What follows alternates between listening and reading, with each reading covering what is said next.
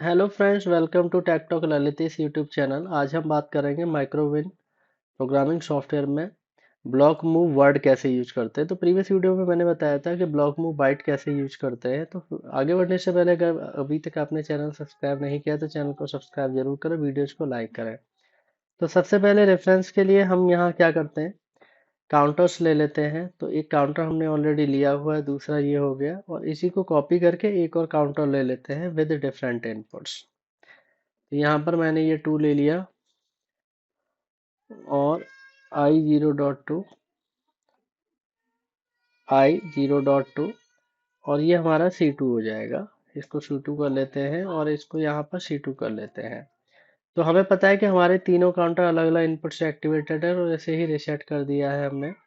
और हम क्या करेंगे, सबसे पहले हमें जो भी मूव कराना है ब्लॉक्स, उसको क्या करेंगे, सबसे पहले हमें ब्लॉक्स मूव कराने के लिए पहले एक जगह हमें डेटा पुट कर लो। तो m0.0 एक इनपुट हो गया और हम कन्वर्ट कर लेते हैं। कन्वर्ट इन द सेंस अभी तक जो डेटा आ रहा है इसको पहले मूव करा लेते हैं और फिर एक साथ मूव कराते हैं। तो मूव हम करा लेते हैं, काम करते हैं मूव इंस्ट्रक्शन 1 बाई 1, जैसे मूव वर्ड हो गया। इसको हम ले लेते हैं, इसलिए ले रहे हैं कि तीन एड्रेसेस पे हमारा डेटा सेव हो जाए प्रॉपर तरीके से आके। अब यहाँ पे क्या करेंगे हम कि C0 का डेटा MW से मैं 10 पे ले लेता हूँ। C1 का डेटा, ये इंडिविजुअल कंपेयर है, इंडिविजुअल मूव है, MW 12 पे ले लेता हूँ। C2 का डेटा हम ले लेते हैं, MW 14 ले लेता हूँ।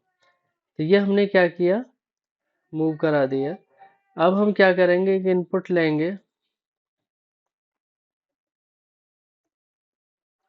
और इनपुट लेने के बाद मूव ब्लॉक में जाएंगे कि हम एक साथ मूव कराना चाहते हैं। तो मूव ब्लॉक में मैं क्या करूँगा, 10 एड्रेस ले लूँगा, 10।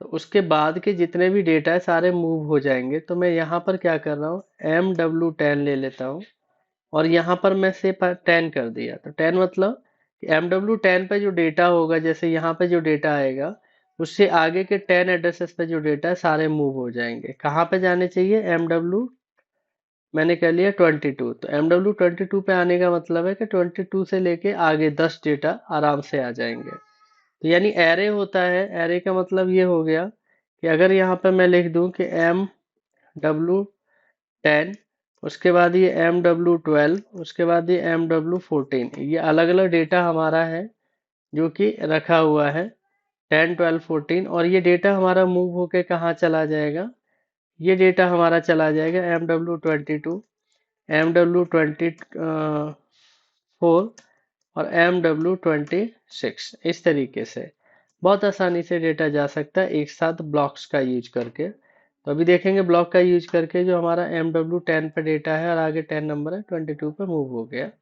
कंपाइल करके इसको सेव कर देंगे यहाँ से, एक्सपोर्ट, और यहाँ पर लिख देते हैं मूव ब्लॉक वर्ड, सेव कर लेंगे। और इसको हम क्या करेंगे, सेव करने के बाद सिमुलेटर में टेस्टिंग के लिए लेके चलते हैं।